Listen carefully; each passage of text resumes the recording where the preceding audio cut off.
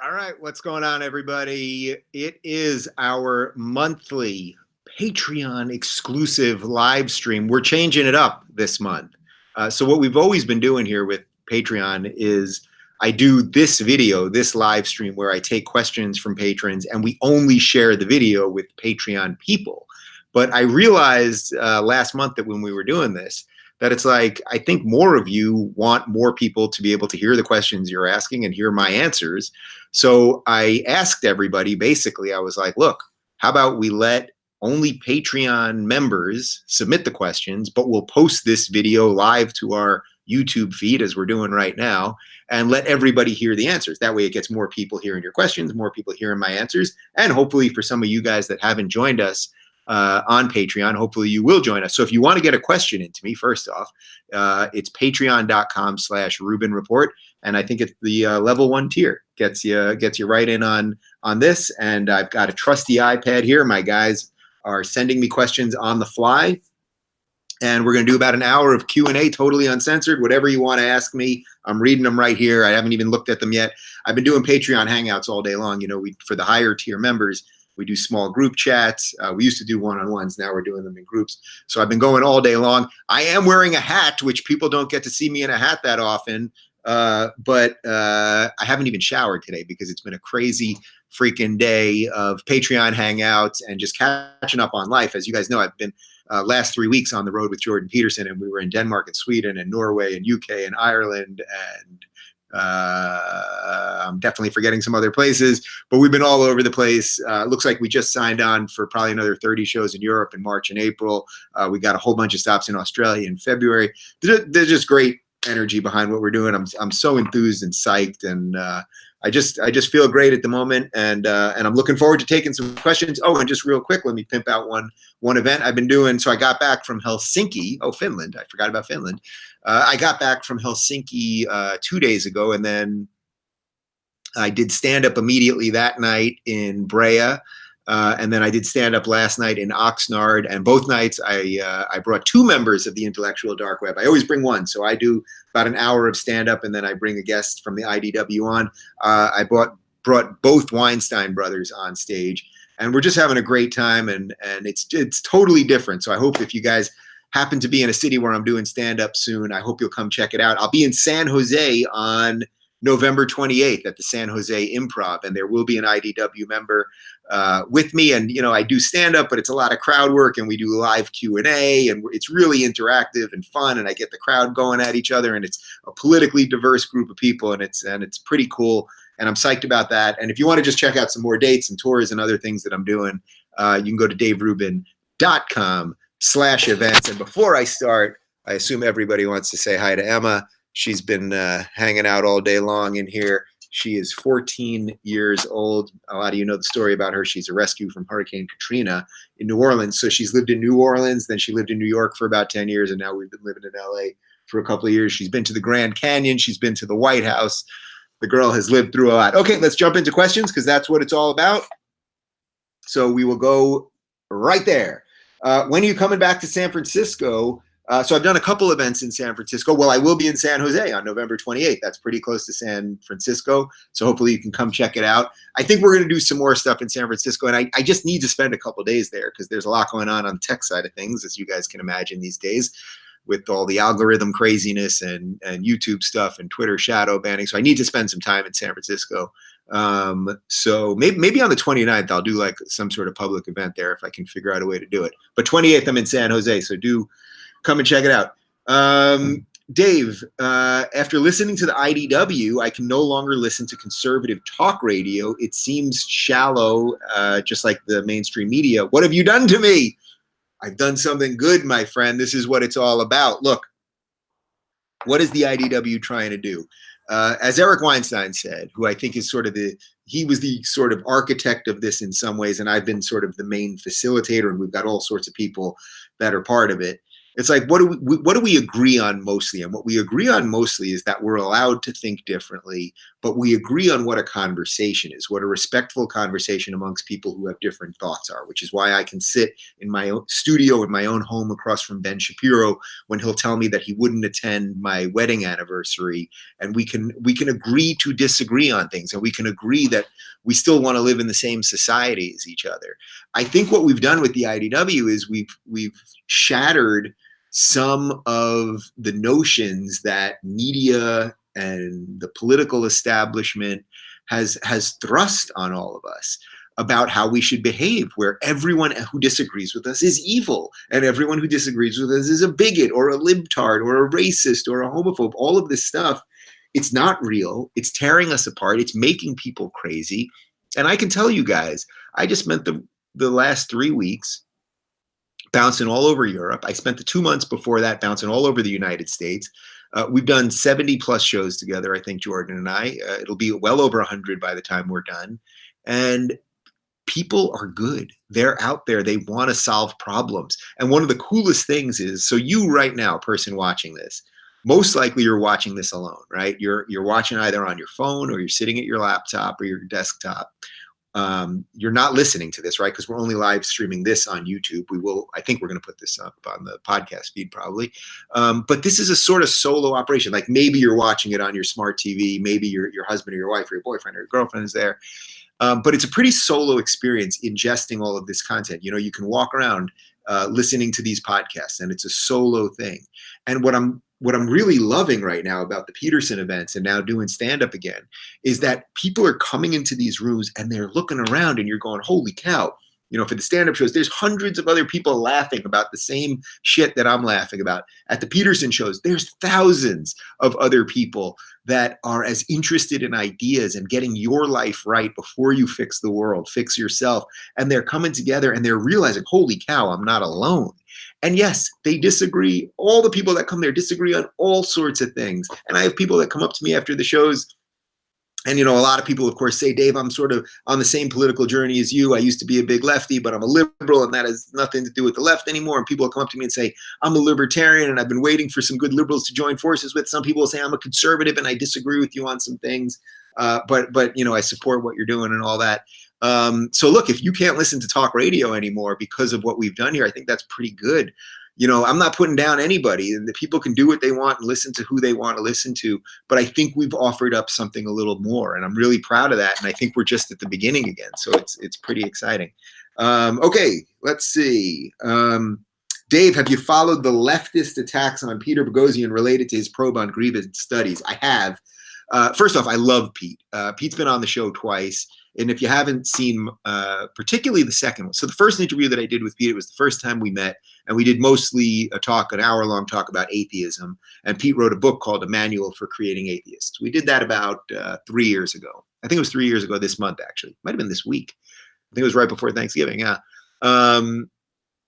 And Pete was on again about a year ago in this studio. And we talked about all sorts of stuff, but what was great, I think the first 20 or 30 minutes was about the nature of friendship. Actually, his father had just passed away, and, you know, our friendship sort of blossomed because I tried to be there for him during that time. He's a really good guy. Look, these guys wrote, Pete and James Lindsay and Helen Pluckrose wrote these fake academic papers that got accepted by peer-reviewed journals, and they just freaking flipped all of these nonsensical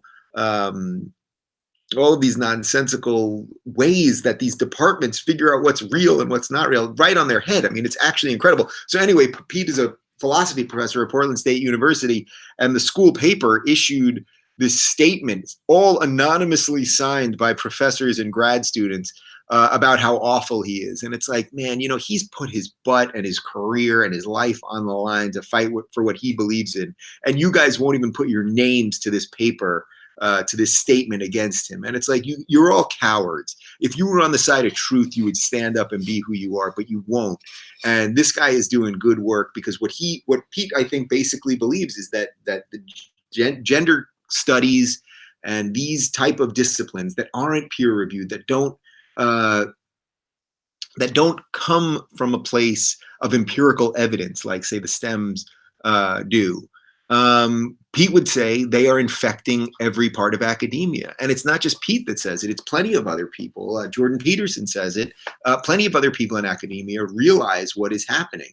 And so I love Pete, I back Pete, and I hope that what he's done will have wider effects and will ripple for a long time coming, and I do think they will. What do you think is the future of comedy? Can it get back to being funny and not just political? Watch the Adam Sandler Netflix thing recently, even though I was not a fan, and I enjoyed it partly because the songs were funny and weird and because there was no political content. So I haven't seen that thing yet. You know, when I was younger, especially in college, I loved Sandler. His comedy was off the wall. It wasn't political. It was completely ridiculous. Then he had like 5 or 6 movies in a row that were absolutely horrendous. And then those Netflix movies have been pretty awful.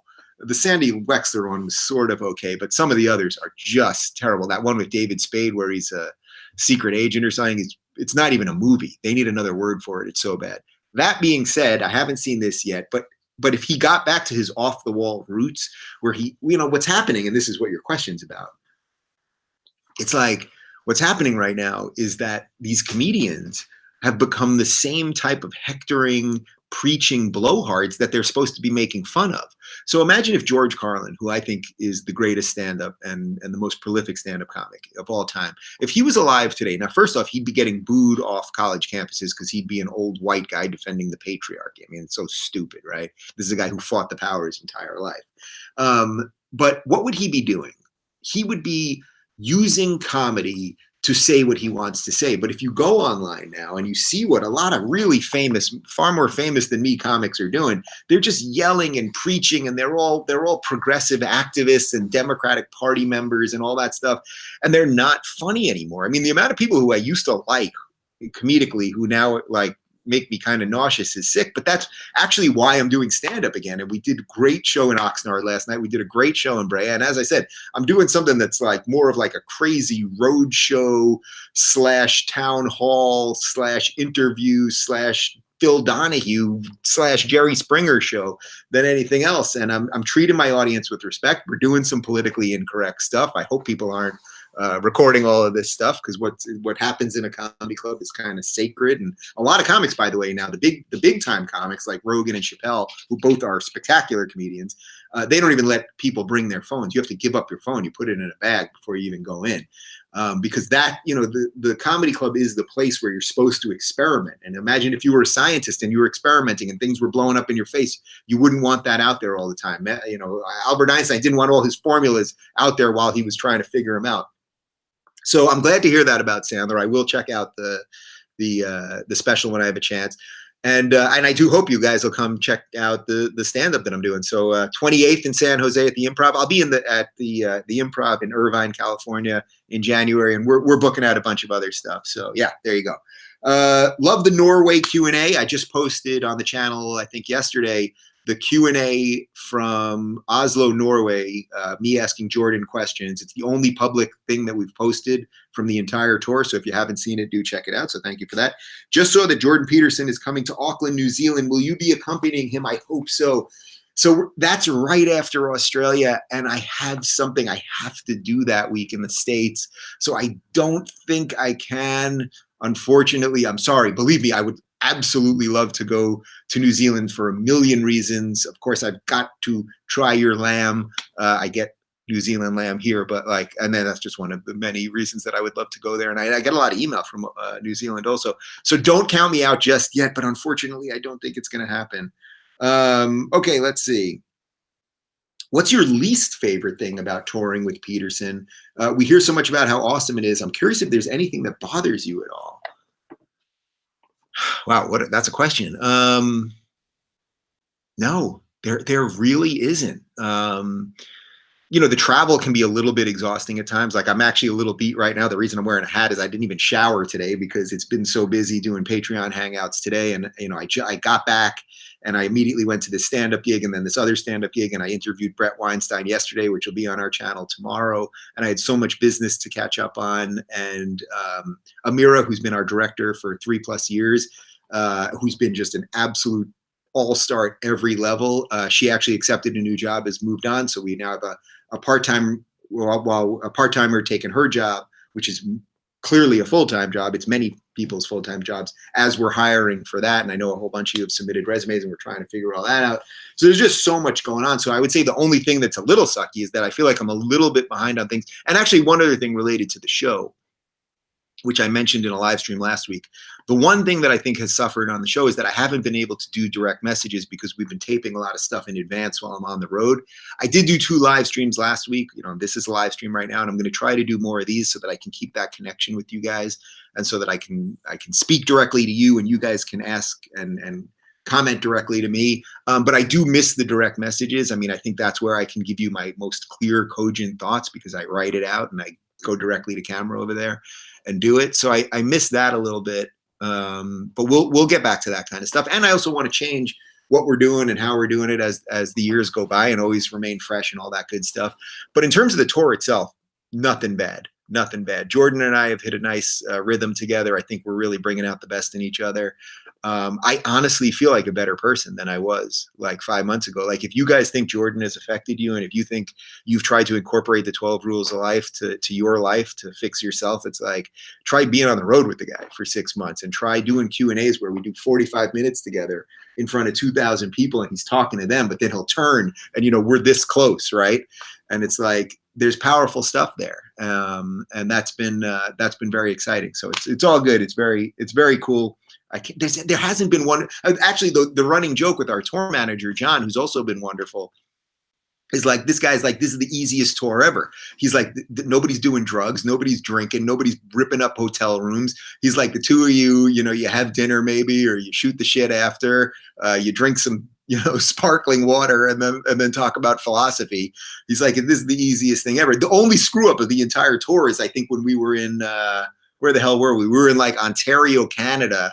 And I said that we were in Toronto or something like that, which is like, that's like tour screw up 101. So yeah, it truly has been great. It really has. Dave, many of us are such huge fan of yours. Would you ever consider a Patreon reward where you would follow some of your fans on Twitter?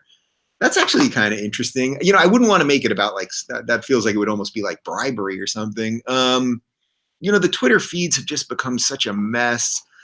Let me think about that one actually, because I suspect that if you're a fan of mine and you enjoy what we do here, you probably treat Twitter with the same sort of respect that I do. So it probably wouldn't be such a bad idea. Let me think that one through. I think there might be something there.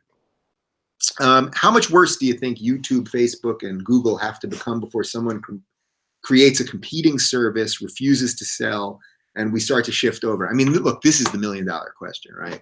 Like we've been talking about this for months. If you didn't watch my live stream with Eric Weinstein from about 6 weeks ago or so, we got into it a little bit. There's no doubt that the billionaire class is now paying attention to this.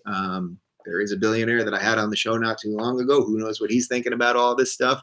I can't tell you everything at the moment, but yes, I think perhaps finally we've hit critical mass with this, where just today I tweeted out that I just don't see people's tweets anymore, especially the IDW crew. I never see Eric's tweets or Brett's tweets or Sam's tweets. Maybe I see Jordan's every now and again. Christina Hoff Summers, I never see. Ayan, I never see. A slew of them, I never see them. What I do see often is I see the conservative commentators that I follow, like a Bill Kristol or Noah Rothman, a couple guys like that. I see their tweets all the time, but I never see my other guys' tweets. Now, we know that there's some level of shadow banning going on. There's something being manipulated in the algorithm. Who the hell knows? And again, these companies can do whatever the hell they want. People just want some transparency. So yes, at some point, will something come in and replace them? Yes, I do believe that. Hopefully, I'll be part of something that does do it. And it's so funny. It's like, man, all you guys have to do, it's sort of like what I generally say about the left at the moment, which is all you guys had to do these last couple of years was not be absolutely terrible. Like you could have been basically terrible, you know, like you could have just been generically terrible. And a lot of liberals and lefties would have kind of stayed with you because they would have been like, the right still is too scary for me or something like that. Or the societal pressures to not move politically or whatever, you know, or the cries of racism and bigotry would have stopped people from moving. But instead they decided to be really awful. And I kind of feel like that's what's happening with the tech companies right now. It's like, we don't know if videos get out to feeds anymore. I don't know how many of you actually are watching this live at the moment. And did this get out to, you know, we have almost 900,000 subscribers. How many people actually got this notification? People tell me they get unsubscribed all the time. All of this stuff. It's like, there's got to be a better way to do this, to communicate information. There's such a starvation for good conversation and enlightening thought, and not belittling and berating everybody. So I think it's coming together. Fear not. Let's see. I'd love to see a radical feminist or SJW on the show. How hard is it to get one to accept an invitation? Look, I think you guys know this. I am happy to talk to anybody that will have a decent, respectful conversation. If there's a small crew of people out there that are always attacking me and mocking me and lying and slandering me and all these things, and then demanding to come on the show, and it's like, no, I wouldn't want you in my life. I wouldn't want you in my home, much less my show. But if there's someone out there from that line of thinking that will honestly defend their ideas and sit across from somebody and not call you a Nazi or a racist, I'll be happy to do that. You know, I tweet out this list of lefties all the time that I would love to have on, from, you know, Michael Moore and Rob Reiner and Chelsea Handler and Sarah Silverman, and obviously Bernie Sanders and Elizabeth Warren and a whole slew of other people. So I'd be happy to do it, but they have to discuss things honestly and fairly. You know what? Give me 1 second, because my dog wants to get out of the studio and she's giving me the look. Hold on 1 second.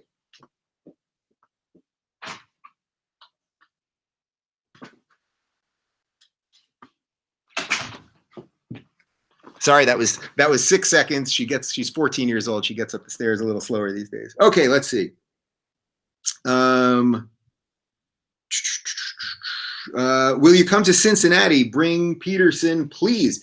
Actually, Peterson did an event in Cincinnati, but I was not there. I had to go home for, where was I going? I think for a wedding.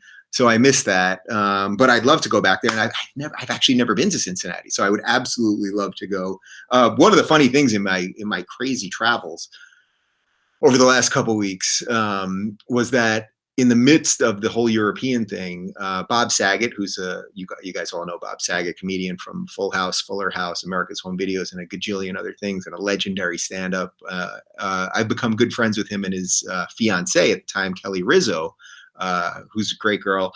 And they were getting married, and I left the UK. I flew home for 1 day, went to the wedding, and then flew back to Amsterdam in the middle of the whole thing. But the wedding was absolutely great, and had a great time, and they're just great. And it's like, you know what, when you're in the thick of things, it's like, I just didn't want to like do this and work this hard and then like just miss important things too. So just doing my thing. Okay, let's see. Hey Dave, a little worried when Jordan told the pug story in one of your recent lectures. So if you guys haven't seen this, Jordan was referring to the Count Dankula pug who made the Nazi salute. And you can watch this in our interview from Norway just a couple days ago. There are single lines out of that the left could use to further create an alt-right agenda. I think you'd understand the lines that could be edited out or combined with his and the audience laughter. Any concerns? I'm not concerned about it, even though I think we made one or two jokes about that. Look, here's the deal. We cannot, look, you know Jordan's not racist, okay? The audience knows Jordan's not racist. Now, could these people selectively edit these videos? Could they do this to literally any of us at any time? Do they do it to me now? Yes. I see people, these awful Twitter anime avatars who will quote me on things and they will literally cut out the previous sentence where I said, I do not think, or no, this is not right. Can people do all of these things all the time? Yes, they can. And we just live in that time right now. And I think the best thing you can do is what we do here, which is we do not edit for content. And what I mean by that is we don't edit for content in that if my guest says something that is stupid or ridiculous or whatever it is, we let that stand. We do not edit for content. The only thing we edit for occasionally is someone like has a sneezing fit or a coughing fit, or if a light blinks or something like that, like maybe we would do an edit around that, but we do not edit for content. We've only edited for content one time in the hundreds of interviews I've ever done. I don't want to throw the guest under the bus, but it was somebody that really was not in good shape for the interview, and it was just a train wreck, and we I didn't want to do it, but ultimately my team convinced me that that's what we should do just to save this person's a lot of anguish. Let's just leave it at that. But in terms of that, look, Jordan was mocking, he was making the point that you have to be free to express yourself. You have to be free to make jokes. And I think he could have even taken it a step further, that even if Count Dankula was racist, which Jordan is explicitly saying he's not racist, that you're still allowed to do that. And I would argue that you're still allowed to do that. Now, we have a stronger defense of free speech here in the United States with our First Amendment than they do in Europe. And further, he talked in that Q&A about some of the things that are happening in the UK right now, particularly around speech. And you've got the Yorkshire police literally tweeting out saying, you know, watch out for hate speech from your neighbors and report them. I mean, this is dangerous totalitarian stuff that's spreading all over Europe right now. And we have to be very careful about this. So I get what you're saying, that someone could isolate one of that. And then the audience laughed when he said this, but his intention was not, oh, let's make fun of what the Nazis did. The intention is make fun of the Nazis, flip all of these things on their head. And I think that, I think I said this to him in that interview, but, comedy, I think it's Mel Brooks that said comedy is tragedy plus time. And you have to be able to look back and make fun of these things. And I think partly, as long as, we're talking about this in the context of Nazis, that's why there's a lot of Jewish comics, because there's a lot of tragedy in the story of the Jews. And it's like, all right, well, you could either be dead or you can learn to understand your history and what happened and make fun of it to sort of own it again. And I think that's just one way of coping. And if we don't have comedy, I don't know what we have. Yeah. Let's see. Have you ever heard the song Politically Correct by SR71? It's great, 20 years ahead of its time. It read the social trajectory and speaks uncannily to what is going on right now. I haven't heard it, but I will keep this question up here. Guys, don't delete that one so that I can check it out later. Let's see. Jordan Peterson has often mentioned that the left is essential and important to stem potential tyranny of hierarchies of competence. I'm wondering, do you think that Jordan's audience can acknowledge this as important too? This is a great question.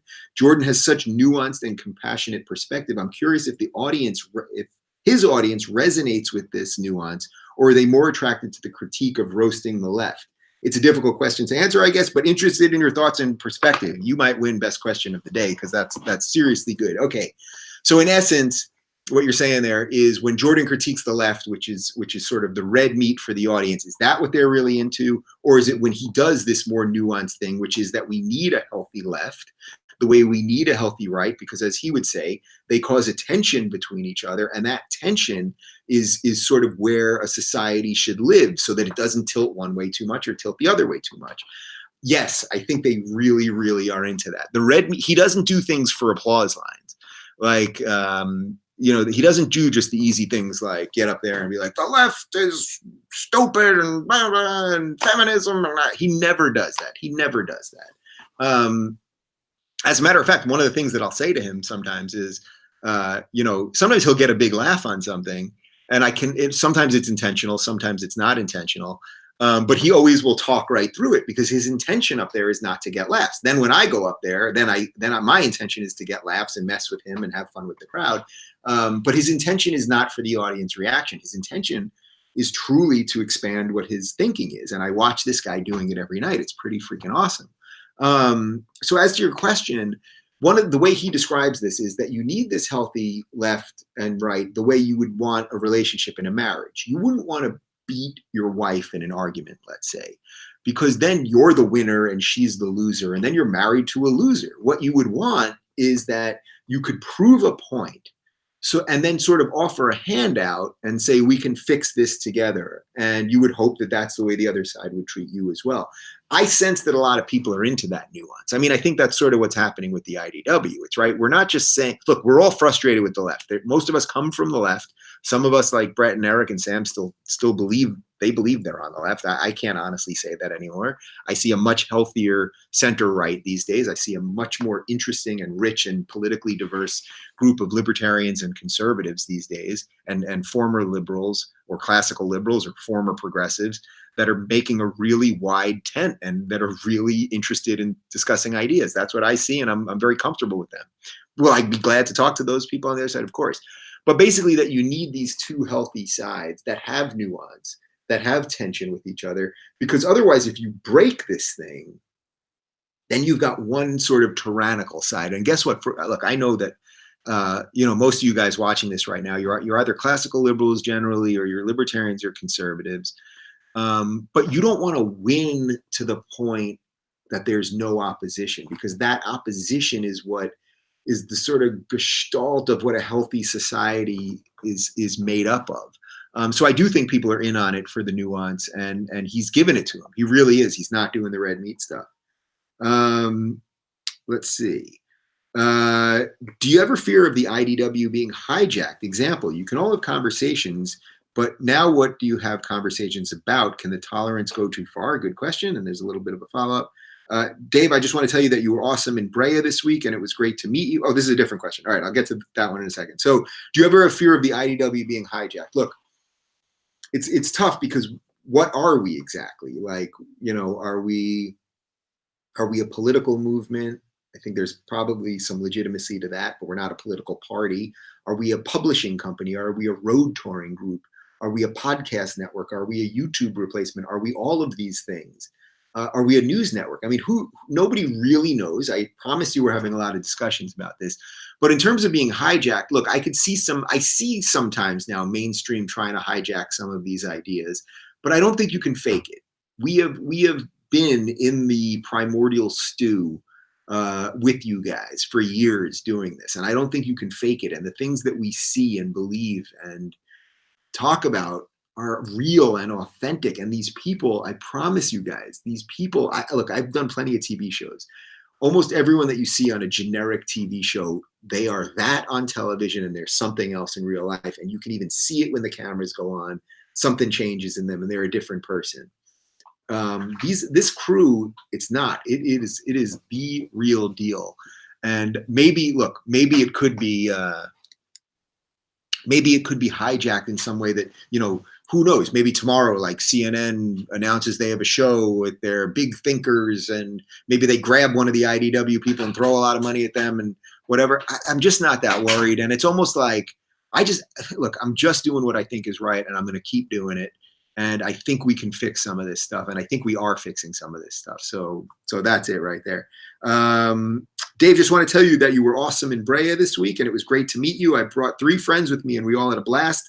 The Weinstein brothers were great also. We'll probably come in again in January to Irvine and bring a few others. Keep it up. That's not a question, but I appreciate it. Yeah, I think we're really doing something different, and it's awesome. Like when I meet you guys after, and especially when I meet the Patreon people, it's like, you guys are supporting what I do. And we showed you guys a great time, and you just laugh, and it's not that serious, and we make fun of all of this nonsense. And I'm a little bit different. Look, it's like when I do these live streams with you, I'm a little bit different than Dave doing the interview. And I assure you, when I'm doing comedy, I'm a little bit different than Dave doing this right now. It's just like a different frequency that I'm operating at. So I'm glad you came, and thank you for coming. And for those of you just tuning in, I will be at the San Jose Improv on November 28th, and there will be at least one IDW member coming. Let's see. Hey, Dave, how is it that you were the one who ended up being attached to Peterson and his tours?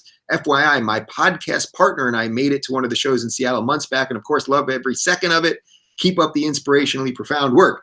So the way this whole thing started was, you may remember last January, I had Shapiro and Peterson in studio. And by the way, I'm doing a live stream with Peterson and Shapiro again, and we're going to cover all new ground on November 30th. So keep that in your pocket on your calendar. But anyway, I had them in studio last January, and that night, Jordan was doing his first ever theater show. The book had just come out, and they were just kind of testing it. Like, could he sell out a theater, and what would it be like, and all that. And as he was walking out the door, I said to him, "Hey, Jordan, you want me to open for you tonight? I'll warm up the crowd, see what happens." And he was like, "Yeah, Dave, come on down." I don't know what kind of Peterson impression that was. But anyway, he said, "Come on down." Anyway, we do the show. It's at the Orpheum here in LA downtown. It's about 2,000 people. And I just did a bunch of jokes about Jordan and about lobsters and all of these things. And the crowd just absolutely ate it up. And then we did a Q&A after. So basically I do stand-up. Jordan does an hour and a half or so. And then we do some Q&A together for another 45 minutes. And Jordan's agents were there. And they immediately were like, "Whoa, we got to do something with this." And I signed with them like 2 or 3 days later, maybe a week later. And then we decided to do this tour, and I got to tell you, it's freaking fantastic. It really is.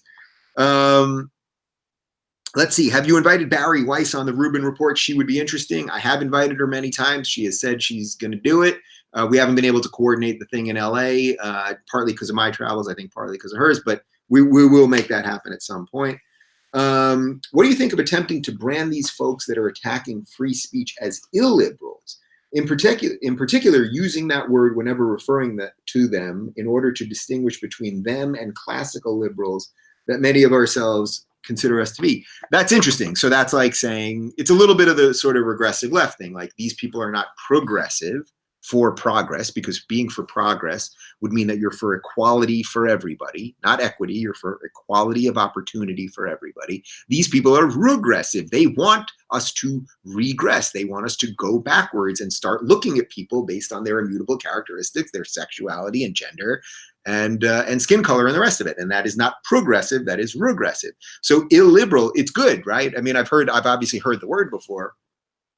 It's good because they are not liberal. Liberal in its essence means live and let live. It means you believe in the individual. You believe in individual rights. You believe in a light touch of the government. This is the reverse of what progressives are, who believe in the collective, and they believe that the government has all the answers. They believe that the government gives you rights. I don't believe that the government gives you rights. I believe you, person watching this right now, you are born free. You are born free. The government can protect your rights and it can take your rights away, but it did not give you those rights. It is your human right. This is where someone on the more conservative side, if I had Shapiro or Prager, one of those guys, they would say these are God-given rights. I would say that they are rights by the fact that you are human makes you free. You are born human. It doesn't matter if it's God-given or not. You are free. And someone can take that away and lock you up, but they did not give you your freedom. No man gave you your freedom. You are free. And they don't believe that. They believe that the government gave you those things. So I like the word illiberal. You know, it's like one of those things. It's like, look, I had those 2 years when this was all bursting forth originally, where I said regressive left all the time, because so many people realized there was something wrong with the left, and Maajid Nawaz came up with the phrase regressive left, and it so captured, it was an easy way of explaining to people what this segment of the left was. Now, I would argue that segment of the left has now almost encompassed the entire woke left. It's almost everything, media and political establishment and the whole thing. But I don't say regressive left anymore. It sort of was becoming a little redundant and a bit memeable. And I didn't want it to be a pejorative. I wanted it to be something that identified something. And I think we really did that. We really did do that. And not only do we do that, but I'm really proud to say that people talk about classical liberalism now. And I think I was one of the people, if not really the first person in this space, that got people starting to talk about that again. And then, of course, I did that PragerU video, Why I Left the Left. And that thing, I think it's their #1 video of all time. And I think it woke up a lot of people. So, you know, I wouldn't want to use any of these phrases as pejoratives to just mock. But if it's a phrase, if you say, if you're in an argument with somebody and they're telling you they're a liberal, but they're for all these illiberal policies, you say, you're not a liberal, you're illiberal, and here's why. Well, then I think that's pretty effective. Let's see. For God's sakes, how can we get Eric Weinstein to post more on his YouTube channel? 4 posts in 8 months. There are squirrels with more posts. What can you do to fix this? I will, well, I've spent the last 2 days with him doing stand-up and some other stuff. I'm sure I'll see him in the next couple of days. I will tell him this, and he will not be outdone by a squirrel. I assure you of that much. All right, we got about 20 minutes left, guys. Let's see. Do you enjoy studying science that's outside of politics, learning for learning's sake? Well, all right, so let me deal with the second part. I do like learning for learning's sake. You know, I think one of the coolest things, if I've done anything right in this world, is that I get to learn every week. So I just yesterday interviewed Brett Weinstein, which we're posting next week. And this guy is a wickedly brilliant evolutionary biologist. And he was put on the map, obviously, because of what happened at Evergreen. And he and his wife no longer have jobs and have had to move out of the town that they love. And I don't want to give too much away of where they're at now, because you'll see it in the interview next week. But we did sort of half the interview on what happened to him and what his future is. But then the other half, and we did about an hour and a half together on evolutionary biology and explanations of all of the things that are seemingly out of whack these days. And this recent talk that he had with Richard Dawkins and what they think, where they think that evolutionary biology, Brett thinks they forked at a certain point, and what he thinks Dawkins gets wrong and what Dawkins gets right. I mean, the fact that I get to sit with these people, or get to tour with Peterson, or get to, listen to Eric Weinstein talk about mathematics, or whoever it is, it's like I learn every week. So in a way, that is learning. Look, it's learning for learning's sake. I happen to be doing it on a show. I happen to be doing it on something that now has become a small production company, and that is a profitable business that I'm super proud of, that has allowed me to buy a home and build a studio here and all of these things. And we're completely fan funded, which is freaking amazing. But I do consider most of it learning for learning's sake, if that's possible. It's like, it's really cool. Like, I get to be around really cool people. And not only that, but then when I go out and I do these public events, and then I meet you guys, and people give me books, and they write these incredible letters and all of these things. And it's like, we're doing something, guys. Let's keep doing it. And what we need more of you guys to do is share these videos, is tweet about these things, is get your friends and families to know these ideas, because that's how we really can change these things. And I think we're actually doing it. Do you have a fear that as tech companies veer left, do you think things will progress beyond shadow banning and deplatforming to outright hostile advocacy against competing views? I mean, this is sort of like the question of like, how much worse is it going to get before it gets better? And yeah, I mean, it seems that, look, they can deplatform, they can screw with algorithms, they can get rid of likes, they can get rid of follower accounts. They can do all of these manipulations, but it's like, what are the next hostile moves? And what I would say here is, it's like, forget what you think. I've said this before, but it's like, Alex Jones as an example. It's like, look, you may think the guy's views are all horrible. He has said some horrible things about Sandy Hook and a bunch of other things. It's like, there are plenty of horrible people out there. Go look at Louis Farrakhan's Twitter and tell me that what he's saying on any given day and the videos that he's posting aren't probably worse than what Jones was saying every day, or that Hamas, who is committed to the destruction of all Jews on earth, has a Twitter account. So those guys are allowed on there, but Jones can't be on Facebook or on YouTube or on any of these things. Again, it's so boring to make this about Jones. I'm not even talking about him specifically, but it's like, look, if they can take out one person, they can take out anybody. And the type of people who want to take people out are not people who ultimately believe in freedom. And again, this is not a defense of Jones, but it's like, of Jones specifically. But it's like, if the type of people that do this, it's not like they take one person out and then they're suddenly like, no, we're good to go. We want to get dinner? No, it's like, oh, we move the line. And how can we move that line a little bit further? And then you see what happened to Ben Shapiro the last couple of days. I think it was Ohio State. He goes there and these people are chanting that he's a Nazi and this ridiculous bullshit. And he's an Orthodox Jew. And they're calling him a Nazi. And then there's this great video by this guy, I think his name is Joe Flecka, where he's interviewing these kids that are protesting Shapiro, and he gets the mic and they're, well, what don't you like about Ben Shapiro? And they don't even know any of his views.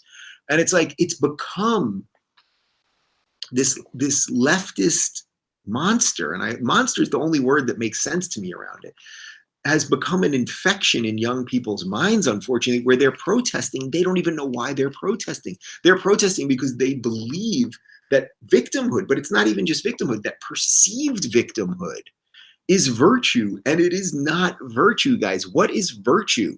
Every movie that you love, think of your favorite movie right now. Think of the great adventure movies of all time. Luke Skywalker didn't look for someone else to blow up the Death Star. He went ahead and did it. You know what I mean? Frodo didn't be like, oh, where's the ring? Where's the ring? Could somebody take this ring and get it to Mordor and drop it in the thing for me? No, he did it. He didn't just sit there as the victim. It's everything. Neo. What did Neo do? You know what Neo did. All of these guys, every movie, it's like, everyone comes from something, and some of us come from shittier things, and some of us were born with more, and some of us were born less, and some of us got a limp, and some of us are this color, that color, and this sexuality, and that. None of it matters. You're free. If you live in a Western society, you're free. And if you're afraid to say what you think in a Western society, and we were in a bunch of countries in Europe, and Sweden in particular, where people are really afraid to say what they think. Well, do you think that your silence is going to somehow make it better? No, there are plenty of bad people who will take your silence and only use it to make more people be silent. So you better fight for what you believe in. I don't think I'm anyone special other than for some reason I feel like I can talk about this stuff, and it hasn't stopped me yet. And you know what? Yeah, it's shitty when these awful journalists, and they're not journalists, uh, they're well, as Candace Owens says, they're hitmen. You know, when they're activists, though, is what they really are. They're masking and masquerading as journalists. Yeah, it's not fun having them write these things about you, and I know none of you would ever want that, and I don't like it when it happens to me. But you know what? We're all still here. Peterson's still here. Everybody's still here that's been through this thing, and you'd be through it too. But everyone has to think about their own life, how they will, and responsibly, hopefully, and seriously. But as Douglas Murray said, you know, when you get in the pool, you might find out that the water is not that cold. And I think that is it. Everyone's afraid of jumping in, but if you actually just put your foot in, you might find that it's actually more okay here. And you might find that, yeah, you're going to lose some friends, but you're going to make better friends. And you might find that you feel better. You physically feel better because you're being more honest with yourself. And a slew of other things. So get out there and fight for what you believe in. Even if you believe in things that I don't believe, I would be all for you doing that. How do we begin to translate the important message concerning individual liberty that you and Jordan are doing to politics? Individual liberty is not represented on the traditional left-right political scale. Yeah, well, there hasn't been a great,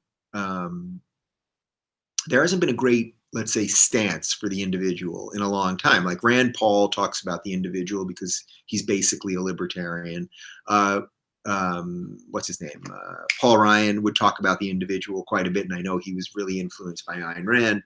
But there isn't a real fighter for the individual the way that there should be.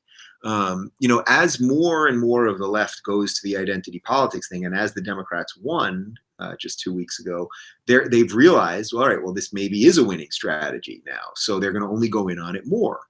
Which is why I wanted them to lose. I wanted them to lose because I thought, all right, if they lose, maybe then the more extreme set of Democrats, the Democratic Socialists, would be washed away. And then some decent liberals that used to exist would magically appear again. Maybe a JFK could appear again. And then that could actually be a decent Democratic Party again, something that I could probably be part of again, et cetera, et cetera. But there is no, as they've done that, the Republicans haven't done a great job, or the conservatives or whatever on the right have not done a great job of really explaining why the individual is the root of a free society, and that we should only care about individual rights, and we shouldn't be giving to this group and taking from that group and things of that nature. This is a winnable argument because it's a clear, clean argument, and it's the most human argument there is, because everyone watching this, everyone listening to this, you, me, everybody, we would only want to be judged as individuals. None of us are sitting, or no one sitting there. If you're watching this and you're black, you're not sitting there going, I wish I could be judged the way all other black people are judged. There are good black people, there are bad black people, there are good Jews, bad Jews, nice Muslims, mean Muslims, great gay people, awful gay people. Everything is out there. And so that's why when these people say, I'm for women. So Mark Hamill, who's Luke Skywalker, and you guys know my feelings on Star Wars, he tweeted out this thing the other day about this, that we should have all women in politics. But he doesn't really mean that, because you don't mean you want Nikki Haley and Sarah Huckabee Sanders and Republican women.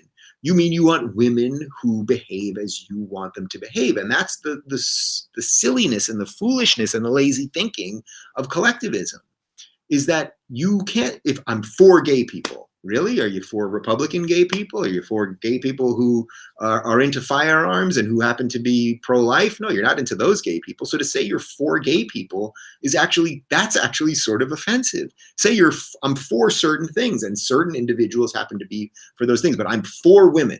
And then the new thing is that there was this real push after the election from the left against white women. And the Women's March was we're going to have to teach white women. And it's like, oh, really? Do we just have to bow to you forever because we have different political thoughts? Oh, it's gross. It's gross and racist, guys. Let's see here.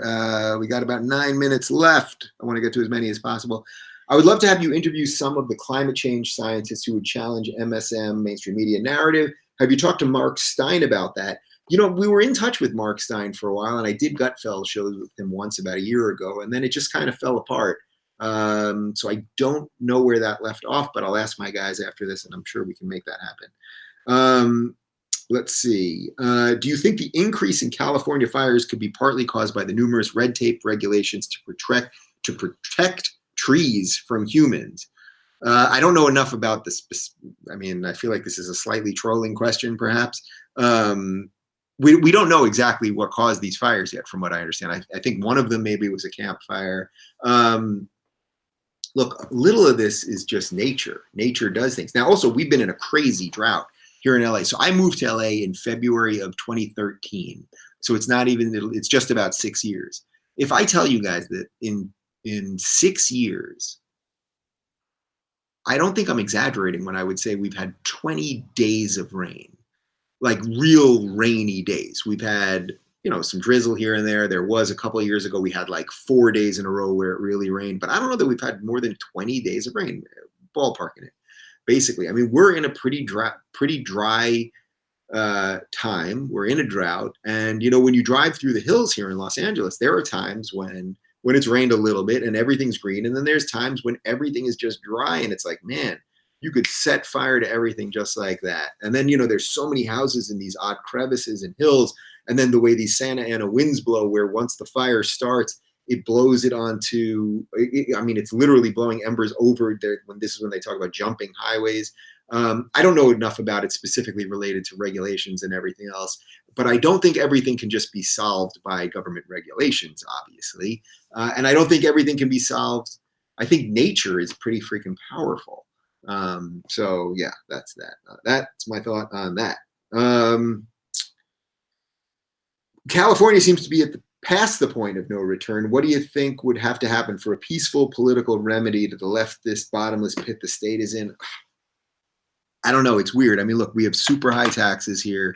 I don't know that we get a ton for them. Our mayor, or our governor now, Gavin Newsom, is as far left as you can get. He was the mayor of San Francisco. San Francisco is kind of gross. They literally have an app that tells you where human poop is so you don't step in it. The last time I was in Berkeley, our car got broken into on a nice street and they stole my bag. When my when my brother-in-law's parents were visiting from out of the country, visiting Berkeley about a month ago, they got mugged in broad daylight. They literally tore his mom's rings off her finger, broad daylight. And I can look, we go to Seattle. Now that I've toured the whole country, when I go to the cities that are more progressive, those are the cities where there are more drugs and more crime and more homeless people. It just is. That is just a fact. When I've gone to the cities that are more conservative, Salt Lake City, Dallas, things like that, they're beautiful. They're clean. It seems like the economies are strong. You don't see as many homeless people. I mean, it all adds up to something, doesn't it? So what can happen in California? I don't know. I do know that there is a growing conservative libertarian movement here in California. I don't know that it's really getting a lot of momentum, but when I had John Kasich on, who's the governor of Ohio, who ran for president, obviously, he was meeting with Arnold Schwarzenegger and a bunch of other people. And look, Arnold Schwarzenegger was the governor, believe it or not, of California not too long ago, and he was a Republican. So, these things ebb and flow. But I do think it's possible that eventually, California will tax out all the good people who will just leave, and they'll move to Florida, and they'll move to Arizona and New Mexico and Utah and Colorado. And then who knows what'll be left here. I can also tell you this, just from living here, there are way more homeless people here now than there were when I moved here.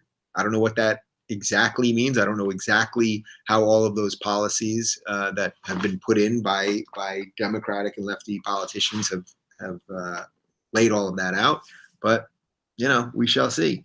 Let's see. You have an open invitation to the weekly Wake Up County Libertarian Party meeting in Raleigh. I will keep that in mind. Thank you very much.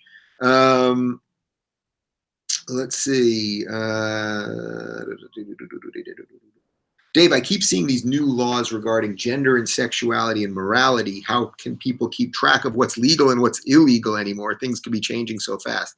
I'd want to know exactly what laws you're talking about specifically. What I will tell you is one of the most interesting things that happened to us during the tour was that Jordan and I both had sort of circled Sweden as sort of an interesting stop, because for us on my YouTube channel here, the 5th most watched country is Sweden, which is really interesting because there are not a lot of people in Sweden. I think there's around 12 million people, so it's a pretty tiny country. So US is number one, then it's UK, and then it's usually Canada and Australia. They flip between 3 and 4, and then Sweden. And I've had a couple Swedish people on the show, which I think is part of it. Aaron Flam, who's a very popular comedian, and I met him there, and he's a great guy. And I've had Tino Sanandaji, who's an economist who I had on, mostly talking about immigration. These are both a long time ago. Tino was a couple of years ago already. Anyway, we both sort of circled Sweden because Jordan gets a lot of mail from there. We thought, what's going on in Sweden? So we did 2 shows in Sweden. They sold out in like 5 minutes each. The crowds were phenomenal, like the endless cheering. They were so great. My meet and greets after were absolutely packed. It was just such an interesting, cool group of people. But the reason I bring this up, related to your question, is I thought that most people, when we do the Q&A, we use this app called Slido, and people submit questions and people can upvote things. And then when Jordan's on stage, I go through the ones that I think are the best, and I pick interesting ones, I pick funny ones, I pick off the wall ones, I pick heartfelt ones, personal stories, whatever it is. And I thought mostly we were going to see things about immigration in Sweden, because they definitely have an immigration problem. And there were a lot about immigration, but the vast majority of questions were gender related. And we'll have to do a show on this. And when I have Jordan in studio, we'll talk about this a bit more, but it's really, really interesting because the Swedes and the Scandinavian countries and Nordic countries in general have done egalitarianism really well, that men and women are equal and have been equal for a long time. Sweden right now has supposedly a self-proclaimed feminist government. Men and women are equal completely. And as this has happened, what they've realized is that men and women are still different despite equality, that women are more into people and men are more into things. So despite all of the equality that you would want in a society, and that's what they have in Sweden, that there are still more female nurses and there are still more male engineers. So it's like they ran the experiment of equality. We're going to treat everyone equally. Men and women can do whatever they want. Everyone can live as they wish. And yet still there are jobs, vocations that women want to do and that men want to do. And that just is. So it's like the social justice warriors of Sweden, which are now very embedded in the government, aren't letting the experiment of humanity. They did the experiment. How can we do it? Let's make everyone exactly equal. That's what everyone should want. Well, we did it, and now they've got the result. They did the experiment, they got the result, but they won't let them have the result because they don't like it, because there are still more women that are nurses and there are still more men that are engineers. And so they want to engineer a society so you'd end up having people doing things that they don't want to do. So would it be a better society if you had 50-50 or exact proportion male nurses and female nurses, and exact proportion male engineers and female engineers? I mean, does anyone think that would be a better, freer, happier society? No, that would very clearly be a worse, tyrannical, authoritarian society. So it's really interesting stuff over there. And I'll talk to Jordan about it when we have him in. Anyway, I didn't get to everything here, but we'll keep some of these cataloged and we'll get to them next week or next month. So yeah, if you haven't joined, patreon.com/Rubin Report. And if you join at level 1, I take all Patreon questions here. We also do group chats, which I was doing all day, small chats. Sometimes there's 3 or 4 people in groups. Sometimes there's 15 or 16 people in them. There's all sorts of other rewards. You can get free meet and greets to my stand-up events and all that good stuff. I will be in San Jose at the Improv on November 28th. You can go to daverubin.com/events. I'll be at the Irvine Improv in January. I'm at the Orpheum here in LA on December 1st with Jordan. Jordan and Ben in studio on November 29th. I'll be in Calgary and Vancouver first week of December with Jordan. What else? Hawaii with Jordan the day before Thanksgiving. I'm literally flying there that morning and leaving that night, which is bananas, but you just do what you got to do. And what else? I think I'm at the University of Montana first week of December also, and a whole bunch of, and then we're going to be in San Diego and a whole bunch of other things in January. Whew, that's a lot of talking. All right. Thanks, everybody. I appreciate it. Remember, it's patreon.com/Rubin Report if you want to get in on this. And we are fan funded and all that good stuff. And I'm not going to talk for the rest of the day. All right. Good night, everybody.